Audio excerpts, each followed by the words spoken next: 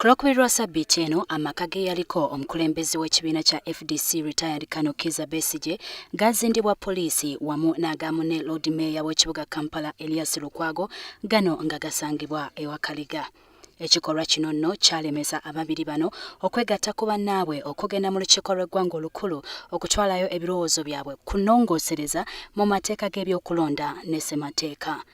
Enkya ya leero akulira ekibiina kya FDC General Mugisha Muntu atutegeezezza nti oluvannyuma lwa bannaabwe okuziyizibwa okubeegattako batuziza olukiiko lw'embagirawo okusala empenda ku ki ekiddako. Naye tugenda kutuula tulabe kubo kiri okukwata mu mbeera nga bweri kubanga waliko ebyo eby'ekiseera byakati waliko eby'ekiseera ekyewala tuteeka okubiteeka mu balansi tusale mu kiki ekyokukola. Bw'atyo era avumiridde nnyo n'ekikolwa kya poliisi okuzindanga amaka ga bannabyabufuzi naddala abali ku ludda oluvuganya gavumenti. They do things with impunity. They basically don't care about the rule of law. And it is a struggle. It's not something that can be overturned overnight. And that's why we have to keep building our organizational capacity.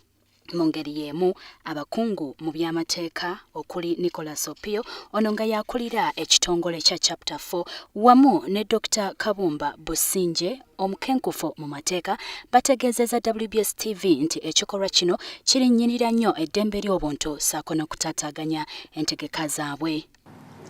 It is the attitude of the police to, with impunity, violate the fundamental rights and freedoms without any justification of leading opposition politicians. Now, in terms of the constitutional implications, it's a very problematic sign if a leader or